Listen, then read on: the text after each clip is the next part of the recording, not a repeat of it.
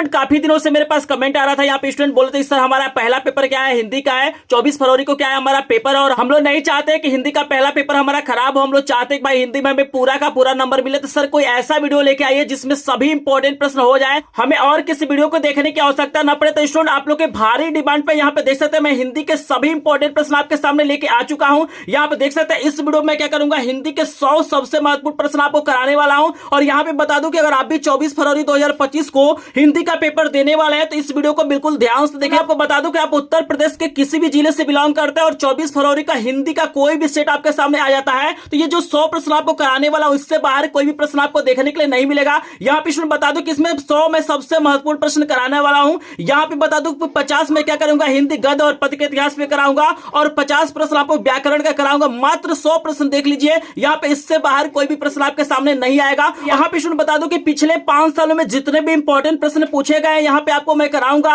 और साथ ही साथ मैंने यहाँ पे क्या किया, 20 ऐसे क्वेश्चनों को लिया है जो बिल्कुल क्या है, यूनिक प्रश्न है। और यहाँ पे आप सभी को पता होना चाहिए कि हर साल क्या होता है, एक ही प्रश्न क्या होते हैं, रिपीट नहीं होते हैं। कुछ प्रश्नों को क्या किया जाता है, बदला जाता है। एंड आपने यूट्यूब पे बहुत सारा बहुविकल्पी प्रश्नों का वीडियो देखा होगा, लेकिन यहाँ पे मैं गारंटी देता हूं कि अगर इस वीडियो को देख लेंगे तो आपको अन्य चैनलों का वीडियो यहाँ पे बिल्कुल आप लोग भूल जाएंगे। क्योंकि बहुत सारे लोग क्या करते हैं, क्वेश्चन बैंक का क्या करते हैं, क्वेश्चन कराते हैं। लेकिन इस वीडियो में क्या करूंगा, सबसे यूनिक प्रश्न आपको बताने वाला हूं जो 24 फरवरी को आपको देखने के लिए मिलेगा। मैं दिखा देता हूं, यहाँ पे सभी प्रकार के प्रश्न दिया गया है, देख सकते हैं यहाँ पे 100 प्रश्न दिया गया है और ऐसा प्रश्न आपको स्टूडेंट कहीं पर भी देखने के लिए नहीं मिलेगा। बिल्कुल यूनिक मैं प्रश्न कराने वाला हूं, तो वीडियो को ध्यान से देखिएगा। इस वीडियो को स्टार्ट करते हैं और अपने आप को भी आप लोग पहचान लीजिए क्या ये प्रश्न आपको तैयार है कि नहीं तैयार है। 100 में से अगर 50 प्लस प्रश्नों का आंसर आप लोग सही दे देते हैं तो मान के चलिए हिंदी की बहुत बढ़िया तैयारी है। अपने आप को टेस्ट करिए क्या ये मोस्ट इंपोर्टेंट प्रश्न आपको तैयार है कि नहीं तैयार है। तो चलिए वीडियो को स्टार्ट करते हैं। तो जल्दी से सभी लोग कमेंट सेक्शन में कमेंट कीजिए। पहला प्रश्न आपको दिया गया है कि छायावादी युग के प्रमुख लेखक है। आपको बताना है कि भैया इसमें से कौन से ऐसे लेखक हैं जो छायावादी युग के हैं। 4 ऑप्शन आपको दिया गया है। यशपाल दिया गया है, वृंदावन लाल वर्मा दिया गया है, राम कुमार वर्मा दिया गया है, भारतेंदु हरिश्चंद्र दिया गया है। तो जल्दी से अपने आप को टेस्ट करिए क्या आपको इसका आंसर पता है कि नहीं पता है। तो यहाँ पे बता दूं अगर आपने क्या किया है, तीसरा वाला ऑप्शन चूज किया है तो बिल्कुल करेक्ट आंसर यहाँ पे क्या हो जाएगा, 3 नंबर हो जाएगा। राम कुमार वर्मा क्या है, छायावादी युग के लेखक है, आपको याद रखना है। चलिए दूसरे प्रश्न का सभी लोग आंसर देंगे, बिल्कुल यूनिक प्रश्न आपको यहाँ पे देखने के लिए मिलेगा। दूसरा प्रश्न आपको दिया गया है कि गुलाब राय द्वारा रचित आत्मकथा कौन सी। आपको बताना इसमें से कौन सी ऐसी आत्मकथा है जिसको गुलाब राय ने क्या किया है, लिखा है। आपको ऑप्शन दिया गया है मेरा जीवन प्रवाह, मन की बातें, मेरी असफलताएं, नई पौध। तो जल्दी से मुझे कमेंट सेक्शन में बताइए भाई कौन सी ऐसी मतलब यहाँ पे आत्मकथा है जो गुलाब राय के द्वारा लिखा गया है। अपने आप को टेस्ट करिए क्या प्रश्न आपको तैयार है कि नहीं तैयार है, क्योंकि मोस्ट इंपोर्टेंट प्रश्न है। यहाँ पे सुन अगर आपने क्या किया होगा, यहाँ पे 3 नंबर का ऑप्शन चूज किया होगा तो आपका ऑप्शन बिल्कुल करेक्ट होगा। यहाँ पे करेक्ट आंसर हो जाएगा मेरी असफलताएं। चलिए 3 नंबर का प्रश्न आपके सामने आ गया कि अजात शत्रु किस विधा की रचना है। यहाँ पे हमने थोड़ा सा जूम कर लिया, अब आपको और क्लियर नजर आ रहा होगा। यहाँ पे तीसरा प्रश्न दिया गया है कि अजात शत्रु किस विधा की रचना। आपको बताना है भैया जो अजात शत्रु है वो किस विधा की रचना है, संस्मरण है, रेखाचित्र है, नाटक है, कहानी है। तो जल्दी से मुझे बताइए अजात शत्रु किस विधा की रचना है। 4 ऑप्शन आपको दिया गया है, जल्दी से मुझे कमेंट सेक्शन में बताएंगे, अपने आप को टेस्ट करेंगे। बिल्कुल कम समय है, अगर मात्र एग्जाम से 1 घंटे पहले भी इस वीडियो को देख लेते हैं तो यहाँ पे एमसीक्यू का एक भी क्वेश्चन आपका गलत नहीं होगा। यहाँ पे बता दूं अगर आपने क्या किया है, 3 नंबर का ऑप्शन चूज किया है तो करेक्ट आंसर यहाँ पे 3 नंबर हो जाएगा। आपको नाटक याद रखना है। चलिए 4 नंबर प्रश्न का सभी लोग आंसर देंगे। तितली उपन्यास के लेखक हैं। आपको बताना है भाई जो तितली उपन्यास है बहुत ही ज्यादा फेमस है, ये किसकी रचना है, जयशंकर प्रसाद का है, जैनेन्द्र कुमार का है, मुंशी प्रेमचंद्र का है या यशपाल का है। जल्दी से बताइए, मुझे जहां तक लगता है कि आप लोग सही आंसर बता देंगे। तो बताइए तितली उपन्यास के लेखक कौन है। 4 ऑप्शन आपको दिया गया है। तो यहाँ पे काफी संख्या में लोग कमेंट कर रहे हैं, कुछ लोग सही बता रहे हैं, कुछ लोग गलत बता रहे हैं। यहाँ पे बता दूं अगर आपने पहला वाला ऑप्शन चूज किया है जयशंकर प्रसाद तो बिल्कुल आपका करेक्ट आंसर हो जाएगा। चलिए यहाँ पे 5 नंबर का प्रश्न का सभी लोग आंसर देंगे। बहुत ही फेमस रचना है सूरज का 7वां घोड़ा। याद रखिएगा बहुत ही फेमस रचना है कि सूरज का 7वां घोड़ा किस विधा की रचना है। जल्दी से मुझे बताइए कि सूरज का 7वां घोड़ा किस विधा की रचना है। उपन्यास है, नाटक है, आत्मकथा है, काव्य है, क्या लग रहा है आपको सूरज का 7वां घोड़ा किस विधा की रचना हो सकता है। जल्दी से मुझे कमेंट सेक्शन में बताएंगे। तो यहां पे बता दूं कि अगर आपने पहला वाला ऑप्शन चूज किया है तो करेक्ट आंसर यहां पे उपन्यास हो जाएगा, आपको याद रखना है। चलिए 6 नंबर का प्रश्न आपको दिया गया है कि परीक्षा गुरु के लेखक हैं। आपको बताना है कि परीक्षा गुरु बहुत ही ज्यादा फेमस रचना है, आपको बताना है इसके लेखक कौन है। 4 ऑप्शन आपको दिया जाएगा। पहला ऑप्शन आपको दिया गया इंसा अल्लाह खां, दूसरा दिया गया है मुंशी प्रेमचंद्र। अगर हम पेपर के पेज को पलटेंगे तो यहाँ पे दो और ऑप्शन आपको मिलेगा। जल्दी से मुझे बताइए कौन सा ऑप्शन करेक्ट होगा। यहाँ पे 4 ऑप्शन आपको दिया गया है, देख सकते हैं। जो क्वेश्चन आपको दिया गया है परीक्षा गुरु का लेखक पूछा गया है, तो 4 ऑप्शन है इंसा अल्लाह खां, मुंशी प्रेमचंद्र, और यहाँ पे 2 और ऑप्शन आपको दिया गया है लाला श्रीनिवास दास, और यहाँ पे दिया गया है सदा सुखलाल। तो बताइए कौन सा ऑप्शन करेक्ट हो सकता है। 6 नंबर प्रश्न का जल्दी से आंसर देंगे। तो अगर आपने तीसरा वाला ऑप्शन चूज किया है तो करेक्ट आंसर यहाँ पे लाला श्रीनिवास हो जाएगा, आपको याद रखना है। चलिए यहाँ पे 7 नंबर का प्रश्न आपको दिया गया है कि भारत दुर्दशा किसकी रचना है। बहुत ही फेमस रचना है, थोड़ा सा पुराना रचना है, लेकिन हर बार क्या होता है बोर्ड परीक्षाओं में किसी न किसी सेट में देखने के लिए मिल जाता है कि भारत दुर्दशा किसकी रचना है। 4 ऑप्शन आपको दिया गया है, भारतेंदु हरिश्चंद्र दिया गया है, भूषण दिया गया है, रामकुमार वर्मा दिया गया है, राय कृष्ण दास दिया गया है। तो क्या लग रहा है आपको भारत दुर्दशा किसकी रचना हो सकती है, जल्दी से मुझे बताइए। 4 ऑप्शन आपको दिया गया है। यहाँ पे बता दो कि अगर 7 नंबर का आपने पहला वाला ऑप्शन चूज किया होगा तो करेक्ट आंसर हो जाएगा भारतेंदु हरिश्चंद्र की रचना, आपको याद रखना है। चलिए 8 नंबर का हम प्रश्न आपको सामने लेके आते हैं, और यहाँ पे आपको दिया गया कि मेरी तिब्बत यात्रा कृति है। आपको बताना है भाई ये जो रचना है मेरी तिब्बत यात्रा, ये किसकी रचना है। राहुल संस्कृत्यायन का है, जयशंकर प्रसाद का है, जैनेन्द्र कुमार का, अज्ञेय का। क्या लग रहा है आपको। 8 नंबर का करेक्ट आंसर सभी लोग बताएंगे। मोस्ट इंपोर्टेंट प्रश्न आपको दिया गया है, तो यहां भी बता दो कि यहाँ पे करेक्ट आंसर हमारा पहला वाला हो जाएगा। इसमें एक पॉइंट याद रखना है, जैसे कभी कभी प्रश्न पूछ लिया जाता है कि सबसे मतलब फेमस यात्रा साहित्यकार कौन है, यानी किन्होंने क्या किया यात्रा के बारे में सबसे ज्यादा लिखा है, तो राहुल संस्कृत्यायन, आपको याद रखना है। चलिए यहाँ पे 9 नंबर का प्रश्न आपके सामने आ गया है कि क्या लिखूं किस विधा की रचना, आपको बताना है। ये बहुत ही फेमस रचना है, क्या लिखूं ये किस विधा में लिखा गया है, निबंध है, नाटक है, उपन्यास है, कहानी है। 4 ऑप्शन आपको दिया गया है, जल्दी से सोचिए कि क्या लिखूं और किस विधा की रचना है। चारों ऑप्शन आपके सामने दिया गया है, तो 9 नंबर का करेक्ट आंसर बताएंगे। तो अगर आपने पहला वाला ऑप्शन चूज किया है तो आपका करेक्ट आंसर पहला वाला हो जाएगा, निबंध, आपको याद रखना है। चलिए इसमें 10 नंबर का प्रश्न करा देते हैं। आपके सामने दिया गया गुनाहों का देवता उपन्यास के लेखक है, आपको याद रखना है। यहाँ पे कभी कभी पूछ देता है कि गुनाहों का देवता किस विधा में लिखा गया है, तो यह एक उपन्यास है, आपको बताना है इसके लेखक कौन है। धर्मवीर भारती है, जयशंकर प्रसाद है, अज्ञेय है, या ईला चंद्र जोशी है। तो क्या लग रहा है आपको गुनाहों का देवता किसकी रचना हो सकती है, जल्दी से आप लोग कमेंट सेक्शन में बताएंगे। 10 नंबर का करेक्ट आंसर आपको बता देता हूं कि यहाँ पे धर्मवीर भारती हो जाएगा। अगर आपने पहला वाला ऑप्शन चूज किया है तो आपका आंसर बिल्कुल करेक्ट है। यहाँ पे हमने क्या किया, आपको 10 प्रश्न करा दिया। जल्दी से मुझे कमेंट सेक्शन में बताइए 10 में से कितने प्रश्न आपको तैयार थे या आपने सही आंसर दिया है, तो जल्दी से मुझे कमेंट सेक्शन में बता देंगे। यहाँ पे काफी लोग, कोई 9 लिख रहा है, कोई 10 लिख रहा है, कोई 8, 7, 5, यहाँ पे अलग अलग कमेंट आ रहा है। लेकिन आपको बता दूं कि अगर आपने 5+ प्रश्नों का आंसर सही दिया तो आप एक टॉपर स्टूडेंट हैं, और आप लोग हिंदी में क्या करेंगे, बढ़िया नंबर पाएंगे। आपकी हिंदी की तैयारी बढ़िया है। आपने 5 से कम प्रश्नों का आंसर दिया तो आपको इन प्रश्नों को तैयार करने की जरूरत है, क्योंकि कुछ ही घंटे क्या हुआ एग्जाम में बचे हुए हैं, और अपने आप को टेस्ट कर लीजिए। और ऐसा वीडियो आपको कहीं पर भी देखने के स्टूडेंट नहीं मिलेगा, इसीलिए मैं बोल रहा हूं कि वीडियो को ध्यान से देखिएगा। आपको लेके चलते हैं 11 नंबर का प्रश्न आपके सामने देख सकते हैं। बिल्कुल यूनिक प्रश्न आपको मैं कराऊंगा। यहाँ पे आपको दिया गया है कि चिंतामणि निबंध संग्रह, आपको बताना है कि जो चिंतामणि है मतलब किसकी रचना है, रामचंद्र शुक्ल का है, महावीर प्रसाद द्विवेदी का है, यशपाल का है, या जैनेन्द्र कुमार का है। तो जल्दी से मुझे बताइए, चिंतामणि बहुत ही फेमस है, इसको भी कभी कभी पूछ देता है कि चिंतामणि किस विधा की रचना है। तो आपको याद रखना है कि चिंतामणि एक प्रकार का निबंध है। और यहाँ पे अगर आपने पहला वाला ऑप्शन चूज किया होगा रामचंद्र शुक्ल, आचार्य रामचंद्र शुक्ल, बिल्कुल करेक्ट आंसर है, आपको याद रखना है। चलिए यहाँ पे 12 नंबर का सभी लोग आंसर देंगे। प्रश्न दिया गया है कि गबन उपन्यास है और मुंशी प्रेमचंद्र का है, निराला का है, प्रसाद का है, या अज्ञेय का है। तो बताइए गबन जो उपन्यास है वो किसकी रचना है। बहुत ही शानदार प्रश्न यहाँ पे करा रहा हूं, वीडियो को ध्यान से देखिएगा। जल्दी से मुझे कमेंट सेक्शन में स्टूडेंट बताएंगे। यहाँ पे काफी लोग सही बता रहे हैं, कुछ लोग गलत बता रहे हैं। तो स्टूडेंट अगर आपने पहला वाला ऑप्शन चूज किया है मुंशी प्रेमचंद्र, करेक्ट आंसर हो जाएगा, आपको याद रखना है। तो यहाँ पे 12 नंबर का प्रश्न खत्म हो गया। हम आपको लेके चलते हैं 13 नंबर प्रश्न पे। देख सकते हैं 13 नंबर का प्रश्न आपके सामने आ गया। मोस्ट इंपोर्टेंट क्वेश्चन है, जल्दी से आप आंसर देंगे कि आकाशदीप और ममता कृति है। आपको बताना है कि आकाशदीप और ममता जो कृति है वो किसकी है। जयशंकर प्रसाद जी की है, हजारी प्रसाद द्विवेदी का है, मुंशी प्रेमचंद्र का है,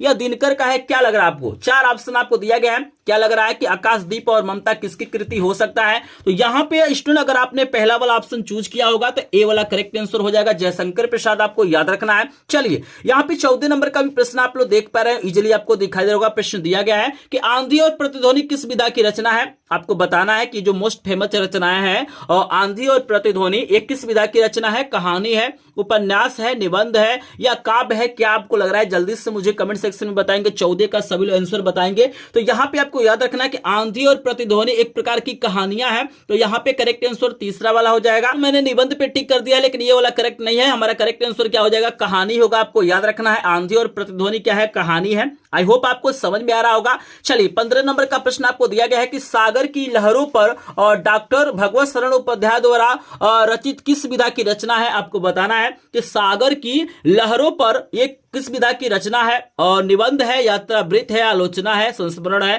थोड़ा सा आप लोग कॉमन सेंस का प्रयोग करेंगे, थोड़ा सा आप लोग क्या करेंगे, ब्रेन का यूज करेंगे, तो इजीली इसका आंसर बता सकते हैं। क्योंकि यहाँ पे देख सकते हैं लिखा गया सागर की लहरों पे। भाई सागर की लहरों पे कब आदमी जाता है, तो यात्रा पे जाता है, घूमने जाता है। तो आपको याद रखना ये एक प्रकार का क्या है, यात्रावृत्त है। तो यहाँ पे करेक्ट आंसर क्या हो जाएगा, 2 नंबर हो जाएगा, यात्रावृत्त आपको याद रखना है। चलिए 16 नंबर का प्रश्न बहुत ही शानदार दे दिया गया, और इसका भी आंसर आप लोग इजीली बता सकते हैं। थोड़ा सा बस ब्रेन का यूज करिए, इसका आंसर आप लोग इजीली बता सकते हैं। प्रश्न आपको दिया गया है कि एक अंक के नाटक को क्या कहा जाता है। बहुत शानदार भाई, यहाँ पे मैं दिल खुश हो गया देख के कमेंट। यहाँ पे सभी लोग बिल्कुल भाई दिल खुश हो गया। यहाँ पे 100% लोगों ने बिल्कुल सही आंसर दिया है। यहाँ पे प्रश्न आपको दिया गया है कि एक अंक के नाटक को क्या कहा जाता है। एकांकी कहा जाता है, नाटक कहा जाता है, पत्रिका कहा जाता है, या कहानी कहा जाता है। तो बिल्कुल आप लोगों ने सही आंसर दिया है कि एक अंक के नाटक हम लोग क्या कहते हैं, एकांकी कहते हैं। भाई इसी प्रकार आंसर दीजिए तो मेरा भी क्या होगा, दिल खुश हो जाएगा, और मुझे भी लगेगा कि स्टूडेंट हिंदी की बहुत बढ़िया तैयारी कर रहे हैं। स्टूडेंट 17 नंबर का आंसर देंगे सभी लोग कि हिंदी साहित्य का इतिहास के लेखक है। आपको बताना है कि हिंदी साहित्य के इतिहास के लेखक कौन है। आचार्य रामचंद्र शुक्ल है, श्याम सुंदर दास है, प्रताप नारायण मिश्र है, या यशपाल है। आपको बताना है कि इन 4 लेखों में कौन एक इतिहासकार है, मतलब इतिहास के बारे में लिखे हैं। तो जल्दी से मुझे बताइए, मोस्ट इंपोर्टेंट प्रश्न है, 17 का आंसर सभी लोग देंगे। तो यहां पे अगर आपने पहला वाला ऑप्शन चूज किया होगा आचार्य रामचंद्र शुक्ल, तो यहां पे करेक्ट आंसर हो जाएगा। यहां पे याद रखिएगा आचार्य रामचंद्र शुक्ल से रिलेटेड बहुत सारे प्रश्न पूछते हैं। कभी कभी पूछ देता है कि भाई आचार्य रामचंद्र शुक्ल क्या है।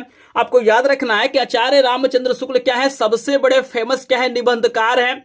उसके बाद से आलोचक हैं, और उसके बाद से क्या है, ये इतिहासकार हैं। तो ये पॉइंट आपको याद रखना है। कोई ना कोई प्रश्न बोर्ड परीक्षा में आपसे पूछा जाएगा। यहां पे 18 नंबर का प्रश्न यहाँ पे स्टूडेंट देख सकते हैं, आपको दिया गया है कि हिंदी साहित्य में और शुक्ल युग की समय सीमा आपको बताना है। आपको बताना है कि शुक्ल युग का जो समय है कब से कब तक माना जाता है। 1900 से 1920 तक माना जाता है, 1919 से 1938 तक माना जाता है, 1925 से 1940 तक माना जाता है, कि उपयुक्त में से कोई नहीं। क्या लग रहा है आपको, ये बहुत शानदार प्रश्न है, ये भी प्रश्न लगातार पूछा जाता है। तो जल्दी से बताइए शुक्ल युग का समय कब से कब तक माना जाता है। तो अगर इसमें आपने दूसरा वाला ऑप्शन चूज किया होगा 1919 से 1938, बिल्कुल हमारा करेक्ट आंसर हो जाएगा। अगर आपने दूसरा वाला चूज किया है तो आपका ऑप्शन बिल्कुल करेक्ट है। वो स्टूडेंट आपको ये प्रश्न समझ में आ रहे होंगे। यहाँ पे चलिए हम लेके चलते हैं 19 नंबर प्रश्न पे। हम बिल्कुल टाइम को बर्बाद नहीं करेंगे, क्योंकि मुझे पता है कि एक एक मिनट आपके लिए क्या है, बहुत ही कीमती है। तो हम जितना जल्दी हो सकता है उतना फास्ट क्या करेंगे, यहाँ पे आपको प्रश्न दिखाएंगे, ताकि आपको कम समय में अधिक प्रश्न तैयार हो जाए। तो चलिए 19 का सभी लोग आंसर देंगे भाई। यहाँ पे 19 नंबर का प्रश्न है कि निम्न में से कौन से निबंधकार शुक्ल युग के हैं। आपको बताना है कि इसमें से कौन से ऐसे निबंधकार हैं जो शुक्ल युग के हैं। बाबू गुलाब राय हैं, श्याम सुंदर दास हैं, जयशंकर प्रसाद हैं, या उपयुक्त में से सभी। क्या लग रहा है आपको, इनमें से कौन से निबंधकार शुक्ल युग के हो सकते हैं। तो यहां पे सुन बता दूं कि यहां पे करेक्ट आंसर उपयुक्त में से सभी हो जाएगा। ये तीनों क्या है, शुक्ल युग के निबंधकार हैं, आपको याद रखना है। चलिए 20 नंबर का प्रश्न भी आप इजीली देख पा रहे होंगे। 20 नंबर का प्रश्न है कि जन्मेजय का नागयज्ञ किस विधा की रचना है। बहुत ही फेमस रचना है। आपको बताना है कि जन्मेजय का नागयज्ञ किस विधा की रचना है। नाटक है, कहानी है, आत्मकथा है, रिपोर्टाज है। तो जल्दी से मुझे बताएंगे 20 नंबर का करेक्ट आंसर क्या हो जाएगा। तो यहां पे अगर आपने पहला वाला ऑप्शन चूज किया होगा तो करेक्ट आंसर हमारा नाटक हो जाएगा। आपको याद रखना है। फाइनली हमने क्या किया, आपको 20 प्रश्न करा दिया। जल्दी से मुझे कमेंट सेक्शन में बताइए 20 में से कितने प्रश्नों का आंसर आपने सही दिया है। जल्दी से मुझे बताइए। मैं कमेंट को चेक कर रहा हूं, काफी संख्या में लोग यहाँ पे कमेंट कर रहे हैं। कोई 18 बता रहा है, कोई 20 बता रहा है, कोई यहाँ पे 15, 10 अलग अलग लोग अलग अलग आंसर दे रहे हैं। बता दूं, अगर आपने क्या किया है, लगभग 10 प्लस प्रश्नों का आंसर सही दिया है तो आपको मान के चलना है कि आप एक टॉपर स्टूडेंट हैं। आप लोग हिंदी में बढ़िया नंबर पाएंगे। लेकिन अगर आपने क्या किया है, 10 से कम प्रश्नों का आंसर दिया है तो आपको इन प्रश्नों को तैयार करने की जरूरत है। आई होप आप लोगों ने बढ़िया किया होगा। जिन्होंने क्या किया है, 10 प्लस प्रश्नों का आंसर दिया है, भाई उनको कंग्रेचुलेशन है कि आप लोग तैयारी बढ़िया से कर रहे हैं। इसी तरह से तैयारी करिए। यहाँ पे आपको याद रखना है कि जैसे ही 50 प्रश्न यहाँ पे खत्म होंगे, यहाँ क्या करूंगा, यहाँ पे मैं व्याकरण का कराऊंगा। होगा तो व्याकरण के प्रश्नों को जरूर देखिएगा। सबसे ज्यादा जो कंफ्यूजन स्टूडेंट को होता है व्याकरण के प्रश्नों में होता है, लेकिन सभी प्रकार के इंपॉर्टेंट यहाँ पे व्याकरण के प्रश्न कराऊंगा, बिल्कुल आपको टेंशन नहीं लेना है। इस वीडियो को एक बार देख लेंगे, आपको अदर वीडियो देखने की कोई आवश्यकता नहीं पड़ेगा। यहाँ पे 21 नंबर प्रश्न का सभी लोग आंसर देंगे कि करुणालय के लेखक हैं, एक बहुत ही फेमस रचना है करुणालय। आपको बताना इसके लेखक कौन है, मुंशी प्रेमचंद्र जी हैं, जयशंकर प्रसाद हैं, लक्ष्मी नारायण मिश्र है, विष्णु प्रभाकर है। तो जल्दी से 21 नंबर प्रश्न का आंसर सभी लोग देंगे। तो यहाँ पे काफी संख्या में लोग कमेंट कर रहे हैं, लेकिन यहाँ पे बता दूं कि जिन्होंने यहाँ पे दूसरा वाला ऑप्शन चूज किया है, करेक्ट आंसर जयशंकर प्रसाद हो जाएगा, आपको याद रखना है। चलिए यहाँ पे 22 नंबर का आंसर देंगे सभी लोग कि मेरी अपनी आत्मकथा किस विधा की रचना। इसमें भी थोड़ा सा दिमाग दौड़ाइए, इसका आंसर आप लोग बता देंगे। यहाँ पे पूछा गया है कि मेरी अपनी आत्मकथा किस विधा की रचना है, रिपोर्टाज है, उपन्यास है, आत्मकथा है या कहानी है। तो यहाँ पे 90% लोगों ने बिल्कुल सही आंसर दिया है। यहाँ पे बिल्कुल आत्मकथा, यहाँ पे आत्मकथा लिखा गया है, तो हमारा करेक्ट आंसर यहाँ पे तीसरा वाला हो जाएगा। चलिए 23 नंबर का प्रश्न आपको दिया गया है भाई, इसमें आपको बिल्कुल यहाँ पे क्या करना है, गलती नहीं करना है। ये आपके चैप्टर्स है, याद रखिएगा। आपके किताब में पाठ का नाम आपसे पूछा गया है कि भारतीय संस्कृति नामक निबंध के लेखक हैं धर्मवीर भारती हैं, डॉक्टर राजेंद्र प्रसाद हैं, आचार्य रामचंद्र शुक्ल हैं, अब नारायण मिश्र है। तो क्या लग रहा है आपको भारतीय संस्कृति के और जो लेखक है वो कौन हो सकते हैं? तो चलिए काफी लोगों ने सही आंसर दिया है, बिल्कुल यहाँ पे डॉक्टर राजेंद्र प्रसाद इसके लेखक है, आपको याद रखना है। चलिए स्टूडेंट 24 नंबर का प्रश्न का सभी लोग आंसर देंगे। 24 नंबर का प्रश्न आपको दिया गया है कि रंगभूमि उपन्यास है। आपको बताना भैया जो रंगभूमि उपन्यास है वो किसका उपन्यास है, मुंशी प्रेमचंद्र का है, यशपाल का है, नरेंद्र प्रसाद का है, धर्मवीर भारती का है। तो किसका ये जो रंगभूमि उपन्यास है, कौन लिखे? 4 ऑप्शन आपको दिया गया है, तो 24 का सभी लोग आंसर देंगे। आपको बता दूं कि ये जो रचना है मुंशी प्रेमचंद्र का है, तो करेक्ट आंसर हमारा पहला वाला हो जाएगा, आपको याद रखना है। आई होप आप लोगों ने सही आंसर दिया। क्वेश्चन आपके सामने 25 नंबर का प्रश्न आ गया, देख सकते हैं मोस्ट इंपोर्टेंट प्रश्न है कि प्रायश्चित किसकी रचना, आपको बताना है प्रायश्चित जो रचना है वो किसकी रचना है। तो चलिए हम ऑप्शन पे थोड़ा सा देख लेते हैं कि भाई हमारे सामने जो 4 ऑप्शन दिया गया है वो क्या क्या दिया गया है। 4 ऑप्शन देख सकते हैं, इसमें आपको दिया गया है कि प्रद्युम्न लाल पुन्नालाल बख्शी है, रामधारी सिंह दिनकर है, जयशंकर प्रसाद भगवती और शरण वर्मा। तो जल्दी से बताइए 24 का करेक्ट आंसर क्या हो जाएगा, प्रायश्चित जो है वो किसकी रचना है। तो यहाँ पे काफी लोग यहाँ पे कमेंट कर रहे हैं, तो बिल्कुल अगर आपने यहाँ पे तीसरा वाला ऑप्शन चूज किया है तो करेक्ट आंसर जयशंकर प्रसाद हो जाएगा। चलिए 26 नंबर का प्रश्न है कि संस्कृति के 4 अध्याय के लेखक, आपको बताना है, ये भी बहुत ज्यादा इंपॉर्टेंट रचना है। आपको बताना है कि संस्कृति के 4 अध्याय के लेखक कौन है, डॉक्टर हजारी प्रसाद द्विवेदी है, महावीर प्रसाद द्विवेदी है, रामधारी सिंह दिनकर है या इनमें से कोई नहीं। क्या लग रहा है 26 का कौन सा ऑप्शन करेक्ट हो सकता है? तो बिल्कुल यहाँ पे अगर आपने 3 नंबर का ऑप्शन चूज किया है तो बिल्कुल करेक्ट आंसर हो जाएगा, रामधारी सिंह दिनकर हो जाएगा। आई होप आप लोग सही आंसर दिए होंगे। चलिए 27 नंबर का प्रश्न आपको दिया गया है कि ईर्ष्या तू न गई मेरे मन से। यहाँ पे इसके रचनाकार पूछा जा रहा है, ये भी चैप्टर आपको किताब में दिया गया है। जल्दी से बताइए इसके लेखक का नाम क्या हो जाएगा, रामधारी सिंह दिनकर होगा, प्रताप नारायण मिश्र होगा, श्याम सुंदर दास होगा या आचार्य रामचंद्र शुक्ल होगा। तो 22 का सभी आंसर देंगे। तो बिल्कुल अगर आपने क्या किया है, पहला वाला ऑप्शन चूज किया है, तो यहाँ पे करेक्ट आंसर रामधारी सिंह दिनकर हो जाएगा। चलिए 28 नंबर का आपको प्रश्न दिया गया है, अजंता पुरातत्व संबंधित लेख के रचनाकार है। आपको बताना है कि भाई जो अजंता रचना है ये भी आपका किताब का चैप्टर का नाम है। तो जल्दी से बताइए इसके लेखक कौन है। भगवत शरण उपाध्याय है, हरिभाव उपाध्याय है, जयप्रकाश भारती है, धर्मवीर भारती है। तो क्या लग रहा है आपको इसका करेक्ट आंसर क्या हो सकता है? 28 नंबर का आंसर देंगे, क्योंकि यहाँ पे जो किताब के चैप्टर हैं उनको भी यहाँ पे पूछा जाता है। तो जल्दी से बताइए 28 नंबर का करेक्ट आंसर क्या होगा। तो बिल्कुल यहाँ पे बता दूं, अगर आपने पहला वाला ऑप्शन चूज किया है तो यहाँ पे भगवत शरण उपाध्याय हो जाएगा, आपको याद रखना है। चलिए 29 नंबर का प्रश्न का आंसर देंगे कि ठूठा आम किसकी रचना है। बताइए ठूठा आम जो रचना है वो किसकी रचना है, भगवत शरण उपाध्याय का है, रामधारी सिंह दिनकर का है, हजारी प्रसाद द्विवेदी का है या महावीर प्रसाद द्विवेदी का है? क्या लग रहा है ठूठा आम किसकी रचना हो सकता है? जल्दी से मुझे कमेंट सेक्शन में यहाँ पे स्टूडेंट बताइए। 29 नंबर का करेक्ट आंसर बता देते हैं, पहला वाला हो जाएगा। अगर आपने भगवत शरण उपाध्याय चूज किया है तो आपका आंसर बिल्कुल करेक्ट है। चलिए स्टूडेंट यहाँ पे 30 नंबर का आंसर देंगे, पानी में चंदा और चांद पर आदमी के लेखक का नाम बताइए। जल्दी से बताइए पानी में चंदा और चांद पर आदमी के लेखक कौन है? जयप्रकाश भारती है, धर्मवीर भारती है, आचार्य रामचंद्र शुक्ल है या प्रताप नारायण मिश्र हैं? तो बिल्कुल अगर आपने पहला वाला ऑप्शन चूज किया होगा तो करेक्ट आंसर हो जाएगा हमारा जयप्रकाश भारती, आपको याद रखना है। यहां पे मैंने 30 प्रश्न आपको करा दिया। जल्दी से मुझे बताइए 30 में से कितने प्रश्नों का आंसर आपने सही दिया है। तो यहाँ पे काफी संख्या में लोग कमेंट कर रहे हैं, ठीक है ना। यहाँ पे कोई 20 बता रहा है, कोई 30 बता रहा है, कोई 15, कोई यहाँ पे 28 भी बता रहा है। तो बिल्कुल अगर आपने क्या किया है 30 में से लगभग यहाँ पे 20 प्लस प्रश्नों का आंसर सही दिया है, तो आप एक टॉपर स्टूडेंट है, आपने हिंदी की बढ़िया से तैयारी किया है। और आपने 20 से कम प्रश्नों का आंसर दिया है, तो इसमें आपको तैयारी करने की जरूरत है, ठीक है ना। तो चलिए यहाँ पे हम आगे बढ़ते हैं और आपको 31 नंबर का प्रश्न दिखाते हैं। 31 नंबर का प्रश्न आपको दिया गया है कि बर्फ की गुड़िया के रचनाकार है। आपको बताना है कि जो बर्फ की गुड़िया रचना है किसकी रचना है।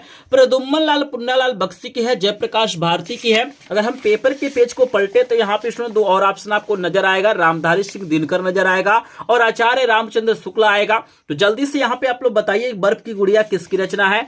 यहाँ पे सुन बता दूं, अगर आपने दूसरा वाला ऑप्शन चूज किया होगा तो करेक्ट आंसर जयप्रकाश भारती हो जाएगा, आपको याद रखना है। चलिए हम 32 नंबर का प्रश्न यहाँ पे स्टूडेंट करा देते हैं। यहाँ पे 32 नंबर का प्रश्न है कि एक घूंट के रचनाकार है। आपको बताना है कि एक घूंट के रचनाकार कौन है। जयशंकर प्रसाद है, मुंशी प्रेमचंद्र है, बालकृष्ण भट्ट है या प्रताप नारायण मिश्र है। तो क्या लग रहा है एक घूंट के रचनाकार कौन हो सकते हैं, जल्दी से मुझे कमेंट सेक्शन में बताएंगे। यहाँ पे बता दूं इसका करेक्ट आंसर पहला वाला हो जाएगा, जयशंकर प्रसाद, आपको याद रखना है। 33 नंबर का प्रश्न दिया गया कि निम्न में से कौन सा नाटक जयशंकर प्रसाद का है। आपको बताना है कि भाई सिंदूर की होली होगा, ध्रुव स्वामिनी होगा, प्रतिशोध होगा या इनमें से कोई नहीं। तो जल्दी से बताइए कौन सा ऐसा नाटक है जो जयशंकर प्रसाद जी का है। तो यहाँ पे काफी संख्या में लोग कमेंट कर रहे हैं, तो बिल्कुल अगर आपने यहाँ पे दूसरा वाला ऑप्शन चूज किया है तो ध्रुव स्वामिनी क्या है और जयशंकर प्रसाद की रचना, आपको याद रखना है। 34 नंबर का प्रश्न आपको दिया गया है कि निम्न में से कौन सा नाटककार शुक्ल युग का है। बताइए इसमें से कौन सा ऐसा नाटककार है जो शुक्ल युग का है। लक्ष्मी नारायण मिश्र है, हरिकृष्ण प्रेमी है, सेठ गोविंद दास है या उपयुक्त में से सभी। तो जब तक इसका जो करेक्ट आंसर हो जाएगा यहाँ पे दूसरा वाला हो जाएगा, हरिकृष्ण प्रेमी का है, शुक्ल युग के नाटककार है, आपको याद रखना है। चलिए इसी से रिलेटेड एक और प्रश्न आपको 35 नंबर का दिया गया है कि इसमें से कौन सा उपन्यासकार शुक्ल युग का है। यहाँ पे नाटककार पूछा गया है, यहाँ पे उपन्यासकार पूछा गया है। तो बताइए इसमें शुक्ल युग के कौन है। मुंशी प्रेमचंद्र जी है, यशपाल जी है, उपेंद्र नाथ अस्क है या नागा अर्जुन है। क्या लग रहा है आपको उपन्यासकार कौन ऐसे हैं जो शुक्ल युग के होंगे। तो 35 का सभी लोग आंसर देंगे। तो बिल्कुल अगर आपने पहला वाला ऑप्शन चूज किया है तो करेक्ट आंसर मुंशी प्रेमचंद्र हो जाएगा, आपको याद रखना है। चलिए 36 नंबर का प्रश्न आपको दिया गया है कि नीड़ का निर्माण फिर किसकी रचना। आपको बताना है कि भैया जो नीड़ का निर्माण है वो किसकी रचना है। हरिवंश राय बच्चन जी की है, पांडे वेचन शर्मा उग्र की है, डॉक्टर राजेंद्र प्रसाद की है या इनमें से कोई नहीं। बताइए नीड़ का निर्माण फिर किसकी रचना है। तो यहाँ पे काफी संख्या में स्टूडेंट यहाँ पे सही आंसर दे रहे हैं, लगभग 99% लोगों ने बिल्कुल करेक्ट आंसर दिया है। तो चलिए बिल्कुल आपने सही आंसर दिया है, बिल्कुल हरिवंश राय बच्चन इसके और रचनाकार हैं, आपको याद रखना है। यहाँ पे 37 नंबर का प्रश्न है कि झूठ सच किस विधा की रचना है। नाटक है, उपन्यास है, कहानी या निबंध है। तो जल्दी से मुझे बताएंगे 37 का करेक्ट आंसर क्या हो जाएगा।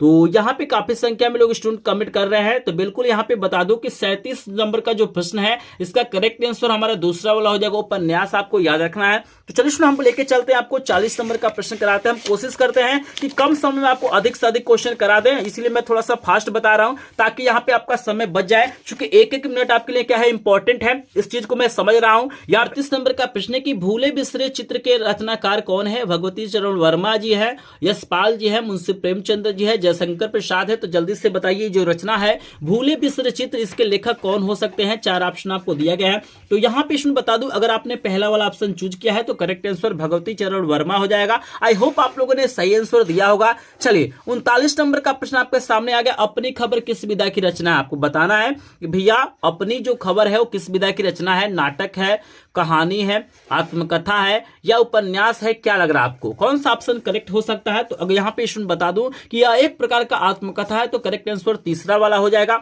चलिए 40 नंबर प्रश्न पे हम लोग पहुंच चुके हैं। बहुत जल्द आपके सामने यहाँ पे व्याकरण के सभी इंपॉर्टेंट प्रश्न आएंगे, तो वीडियो को बिल्कुल भी आपको स्किप नहीं करना है और जल्दी से 40 नंबर का यहाँ पे करेक्ट आंसर दीजिए कि ठलुआ क्लब निबंध के रचनाकार हैं। आपको बताना है कि ये जो मोस्ट फेमस निबंध है ठलुआ क्लब, इसके निबंधकार कौन है। गुलाब राय है, आचार्य रामचंद्र शुक्ल है, सरदार पूर्ण सिंह है या इनमें से कोई नहीं। तो जल्दी से 40 नंबर का करेक्ट आंसर बताएंगे। तो बिल्कुल स्टूडेंट अगर आपने पहला वाला ऑप्शन चूज किया होगा गुलाब राय है, इसके रचनाकार आपको याद रखना है। तो यहाँ पे फाइनली हमारा 40 प्रश्न खत्म होता है। जल्दी से मुझे बताइए कि 40 में से कितने प्रश्नों का आंसर आपने सही दिया है। तो जल्दी से मुझे कमेंट सेक्शन में बता देंगे। काफी संख्या में लोग स्टूडेंट कमेंट कर रहे हैं, कोई 38 बता रहा है, कोई 20 बता रहा है, कोई 10, 15, कुछ लोग 35 भी बता रहे हैं, कुछ लोग 30 बता रहे हैं। तो यहाँ पे बता दूं कि 40 में से अगर आपने क्या किया है 20 प्लस प्रश्नों का आंसर सही दिया है, आपको तैयार था, तो बिल्कुल आप लोग टॉपर स्टूडेंट, आप लोग हिंदी में क्या करेंगे टॉप करेंगे, बढ़िया नंबर पाएंगे, ठीक है ना। अगर आपने 25 से कम प्रश्नों का आंसर दिया है तो आपको इन प्रश्नों को तैयारी करने की जरूरत है।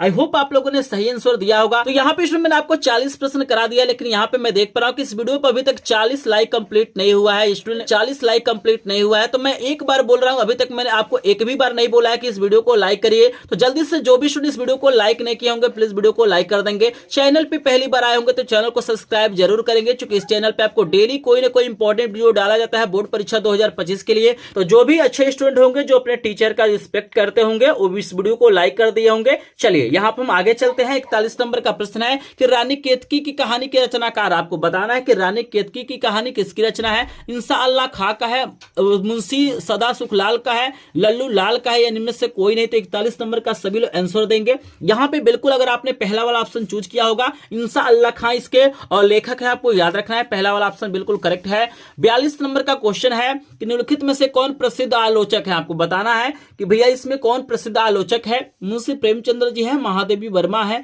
आचार्य रामचंद्र शुक्ल है, या जयशंकर प्रसाद है। यहाँ पे मैं बता दूंगा, अगर आपने इस वीडियो को ध्यान से देखा होगा, को ध्यान से सुना होगा, तो आप लोग इस क्वेश्चन का आंसर बता देंगे। अभी मैंने इसके बारे में थोड़ा सा आपको बताया था, तो जल्दी से बताइए इसमें से प्रसिद्ध आलोचक कौन हो सकते हैं। 4 ऑप्शन आपको दिया गया है, तो बिल्कुल यहाँ पे करेक्ट आंसर ग वाला हो जाएगा। मैंने बताया है कि आचार्य रामचंद्र शुक्ल क्या है, इतिहासकार भी हैं, निबंधकार भी हैं और आलोचक हैं। कोई ना कोई प्रश्न इनसे रिलेटेड पूछा जाता है, तो आपको याद रखना है। करेक्ट आंसर हमारा ग वाला हो जाएगा। चलिए यहाँ पे 43 नंबर का प्रश्न है कि क्या भूलू क्या याद करूं, और एक और दिया गया है कि नीड़ का निर्माण फिर किस लेखक की रचना है। ये भी मैंने बताया है, ये प्रश्न अभी आपके सामने आया था। इसमें 2 प्रश्न को जोड़ दिया गया है कि क्या भूलू क्या याद करूं और नीड़ का निर्माण फिर किस लेखक की रचना है। 4 ऑप्शन आपको दिया गया। अमृत राय है, डॉक्टर रामविलास शर्मा है, हरिवंश राय बच्चन है, जयशंकर प्रसाद है। तो जल्दी से बताइए कौन सा ऑप्शन करेक्ट हो सकता है। तो बिल्कुल यहाँ पे बता दो कि गौल ऑप्शन करेक्ट हो जाएगा, हरिवंश राय बच्चन की रचना है।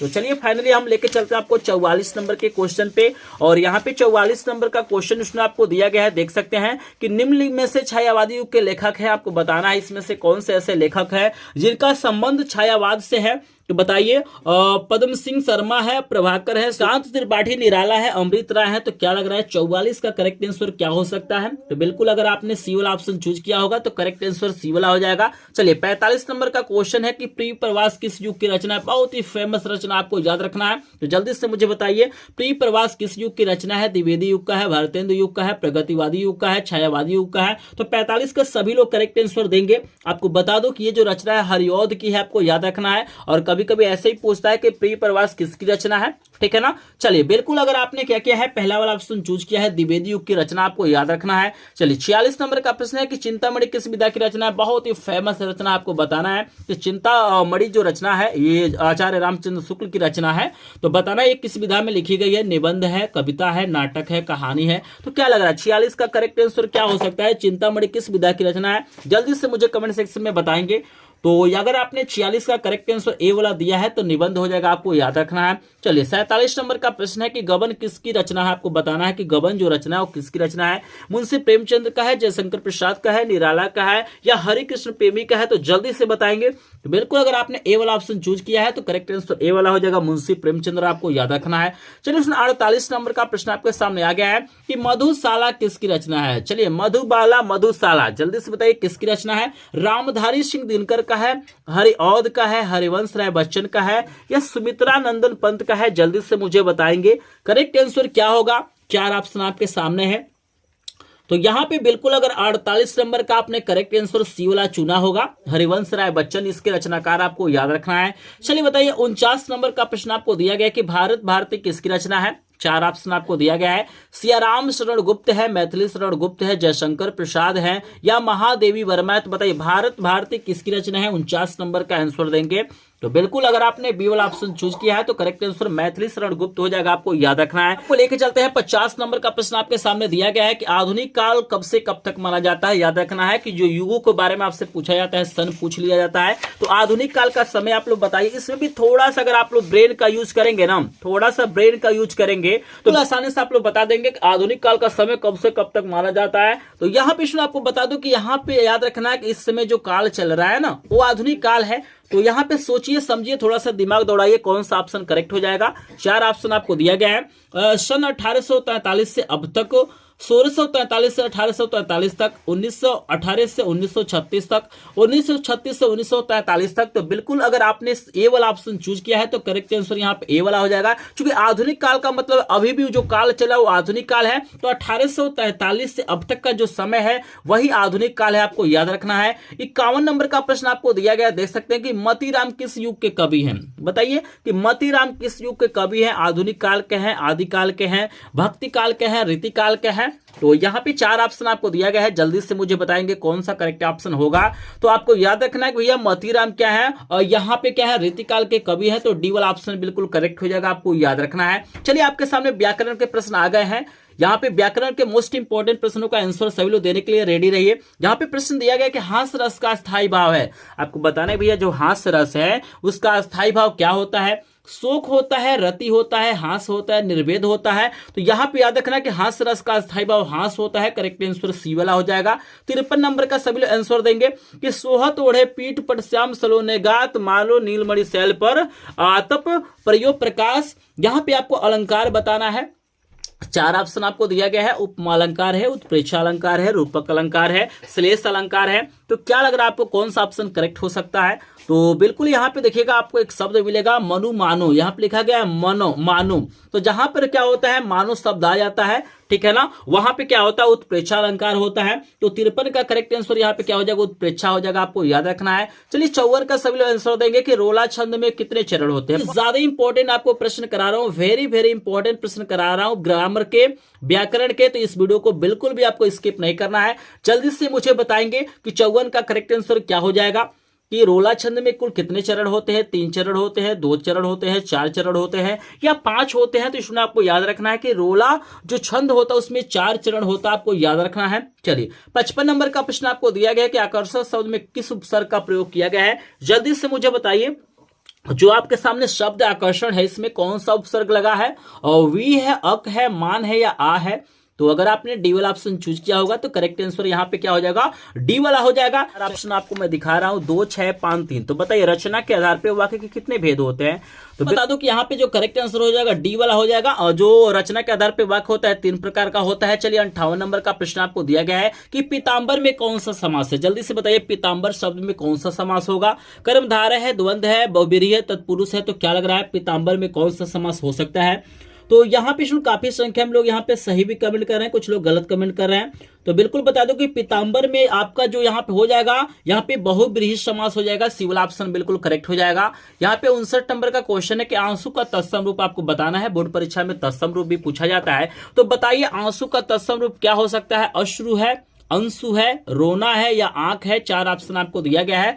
तो अगर आपने ए वाला ऑप्शन चूज किया है तो करेक्ट आंसर ए वाला हो जाएगा, आपको याद रखना है। चलिए हम दिखाते हैं आपको 60 नंबर का प्रश्न दिया गया है कि कर्तावाची में किसकी प्रधानता होती है। बहुत सिंपल क्वेश्चन है। 4 ऑप्शन है, कर्ता की प्रधानता, कर्म की प्रधानता, भाव की प्रधानता या इनमें से कोई नहीं। तो भाई आपको याद रखना है कि कर्तावाची में क्या होता है, कर्ता की प्रधानता होती है। तो ए वाला ऑप्शन बिल्कुल करेक्ट हो जाएगा। तो यहाँ प्रश्न हमने 60 प्रश्न करा दिया। जल्दी से मुझे बताइए 60 में से कितने प्रश्नों का आंसर आपने सही दिया है, कितने प्रश्न आपको पहले से तैयार थे। जल्दी से मुझे कमेंट सेक्शन में बता देंगे। तो यहाँ पे काफी संख्या में लोग कमेंट कर रहे हैं। तो यहाँ पे बता दूं, अगर आपने लगभग 40 प्रश्नों का आंसर सही दिया है तो आप एक टॉपर स्टूडेंट हैं, आपने हिंदी की तैयारी बढ़िया से किया है। अगर आपने इससे कम प्रश्नों का आंसर दिया है तो आपको तैयारी करने की जरूरत है। लेकिन इसमें मैं देख पा रहा हूँ कि 60 प्रश्न खत्म हो गया, लेकिन 60 लाइक क्या हुआ इस वीडियो पे कंप्लीट नहीं हुआ। तो जो लोग कंजूसी किए हैं जल्दी से वीडियो को लाइक कर देंगे, क्योंकि आपका लाइक से सब्सक्राइब हमारा क्या होता है, मोटिवेशन होता है। और यहाँ पे बता दूं कि इसका पीडीएफ नोट भी आपको मिल जाएगा। अभी मैं अपना व्हाट्सएप नंबर दूंगा जहां से आपको फ्री में पीडीएफ नोट मिल जाएगा।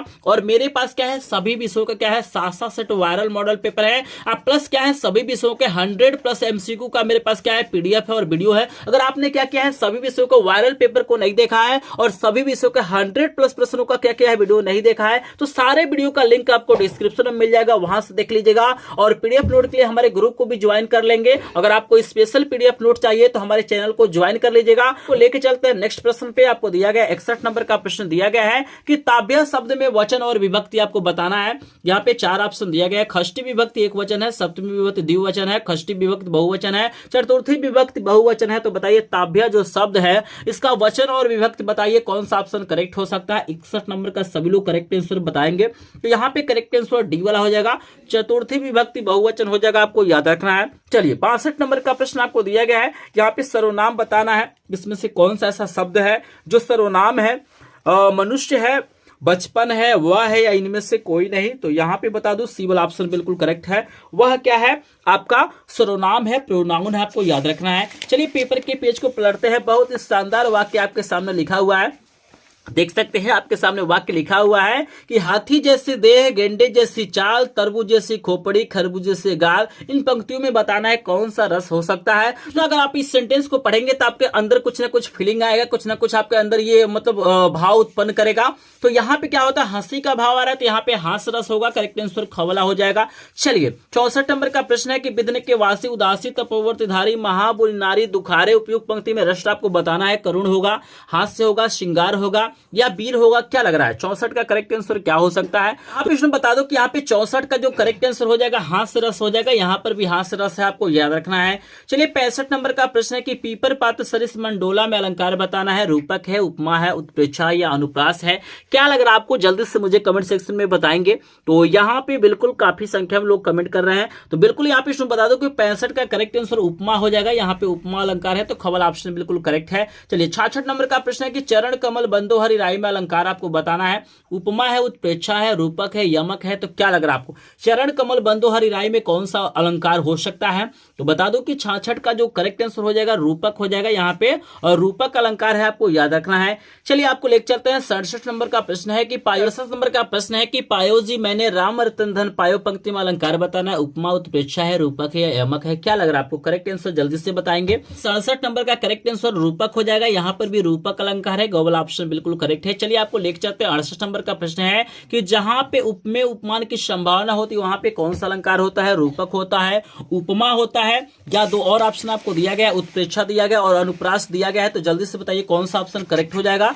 यहाँ पे प्रश्न है कि जहां पे उपमेय में उपमान की संभावना होती है वहां पे कौन सा अलंकार होता है। तो यहाँ पे 4 ऑप्शन आपको दिया गया है, तो यहाँ पे बता दो करेक्ट आंसर क्या हो जाएगा, उत्प्रेक्षा अलंकार हो जाएगा, गौवल ऑप्शन बिल्कुल करेक्ट होगा। अगर कहीं भी डाउट होगा तो आप लोग मुझे कमेंट सेक्शन में जरूर बताएंगे, हो कि बाय मिस्टेक हमसे किसी प्रश्न में गलती हो गया होगा तो आप लोग कमेंट में जरूर बताइएगा। 69 नंबर का प्रश्न आपको दिया गया कि रोला छंद के प्रत्येक चरण में कितनी मात्राएं होती हैं, 24 मात्राएं होती हैं, 16 मात्राएं होती हैं, 13 मात्राएं होती है, 11 मात्राएं होती हैं, जल्दी से मुझे कमेंट सेक्शन में बताएंगे। तो यहाँ पे बता दो कि जो 69 नंबर का क्वेश्चन है यहाँ पे करेक्ट आंसर कवला हो जाएगा, 24 मात्राएं होती है, आंसर है कवला हो जाएगा, 24 मात्राएं होती है, आपको याद रखना है। 70 नंबर का प्रश्न आपको दिया गया कि रोला छंद में कुल कितने चरण होते हैं, 1 चरण होते हैं, 2 चरण होते हैं, 3 चरण होते हैं, 4 चरण होते हैं। तो यहाँ पे करेक्ट आंसर घोवाला हो जाएगा। तो यहाँ पे हमारा 70 प्रश्न खत्म हो गया। जल्दी से मुझे बताइए 70 में से कितने प्रश्न आपको तैयार थे।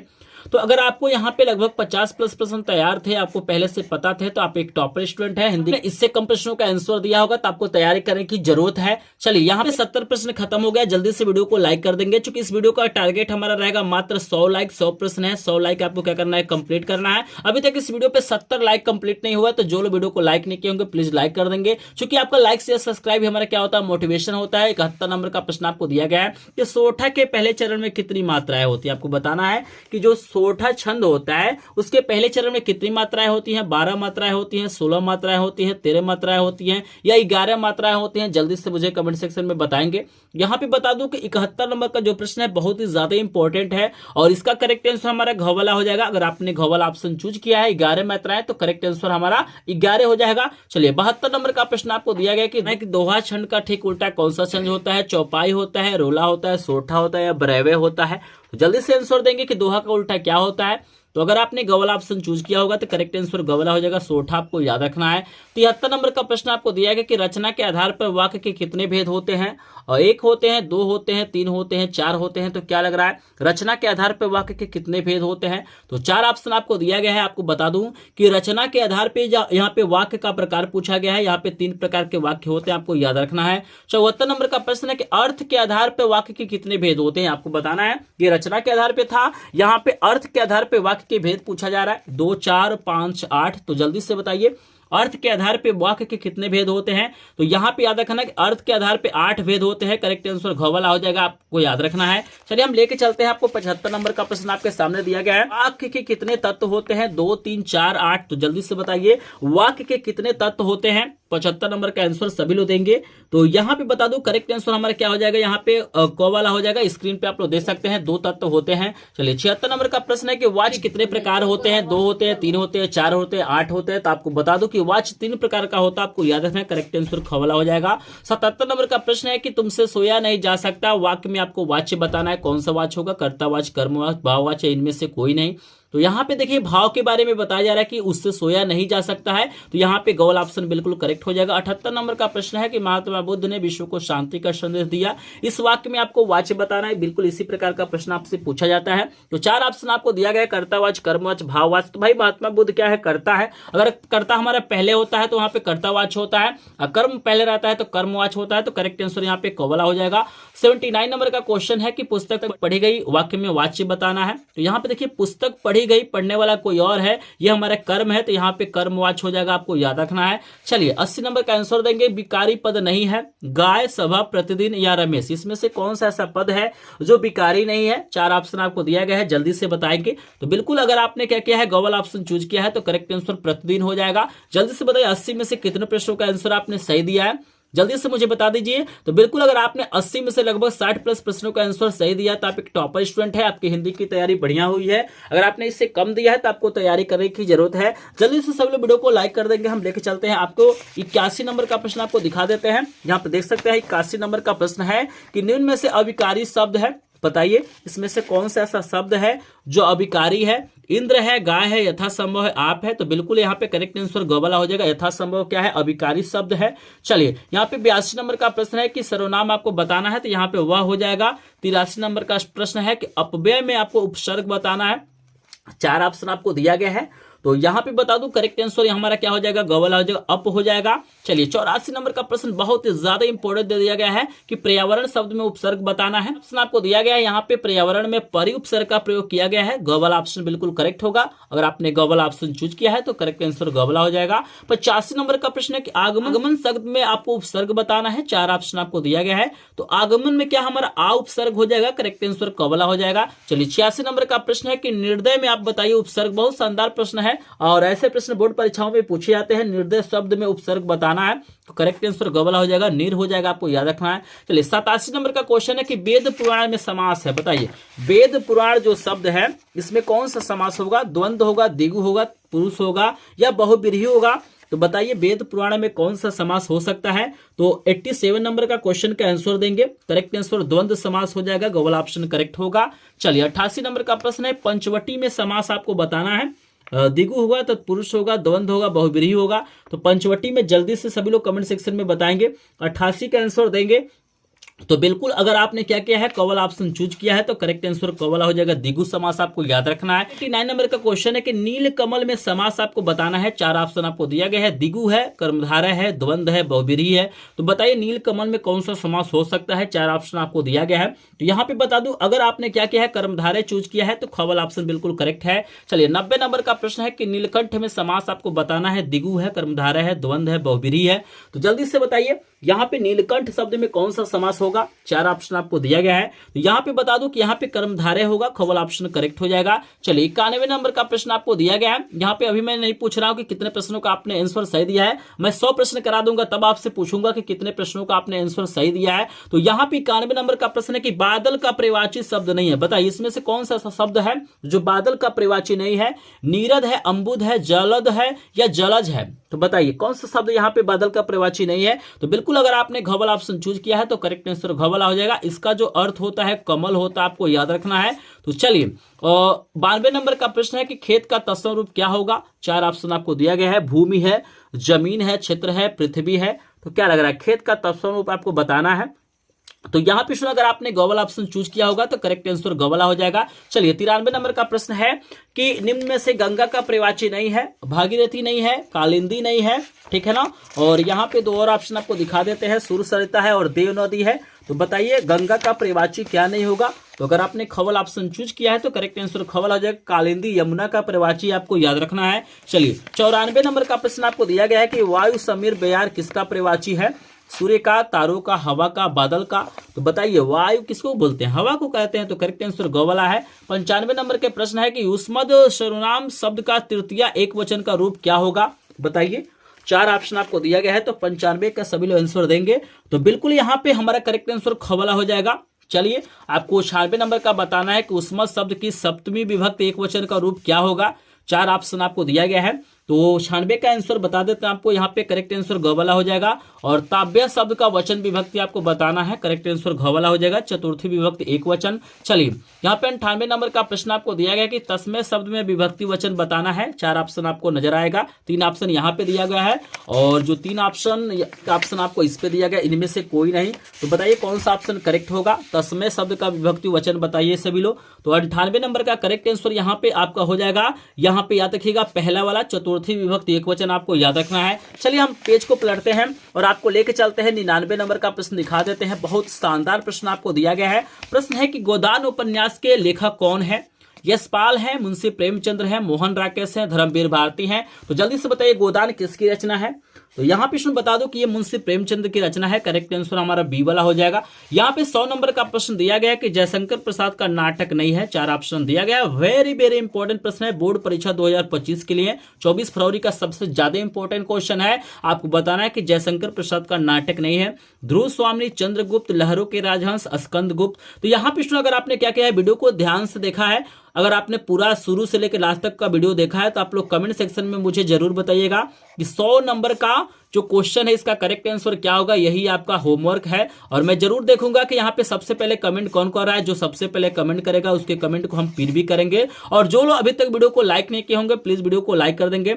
चैनल पे पहली बार आए होंगे चैनल को सब्सक्राइब करेंगे। चूंकि मेरे पास क्या है, सभी विषयों के 7-7 सेट क्या है वायरल मॉडल पेपर है और यहाँ पे 100+ प्रश्न सभी विषयों को मैंने बनाया है। वीडियो नहीं देखे होंगे तो सबका लिंक आपको डिस्क्रिप्शन में मिल जाएगा। और जिनको भी क्या चाहिए सभी विषयों के जो वायरल पेपर है, ठीक है ना, या 100+ MCQ क्वेश्चन उसका PDF आपको चाहिए तो आप लोग हमारे ग्रुप को ज्वाइन करिएगा, जिसका लिंक आपको डिस्क्रिप्शन में दिया गया है। यदि आपको डायरेक्ट PDF नोट चाहिए तो इस चैनल को सब्सक्राइब करके स्क्रीन पे मेरा WhatsApp नंबर दिखाई होगा, यहाँ पे क्या करना आपको सेंड करना है। और जिस भी विषय का PDF नोट चाहिए आपको क्या करना है, मैसेज करना, आपको PDF नोट मिल जाएगा। आई होप आपको ये वीडियो पसंद आया होगा। वीडियो पसंद आया होगा तो प्लीज लाइक कर दीजिएगा। और आपको 2 वायरल पेपर दिखाई दे रहा होगा, इसको क्लिक करके देखिएगा, आपका हिंदी में बढ़िया नंबर आएगा। तो चलिए मिलते हैं नेक्स्ट वीडियो में, तब तक के लिए आप सभी का धन्यवाद।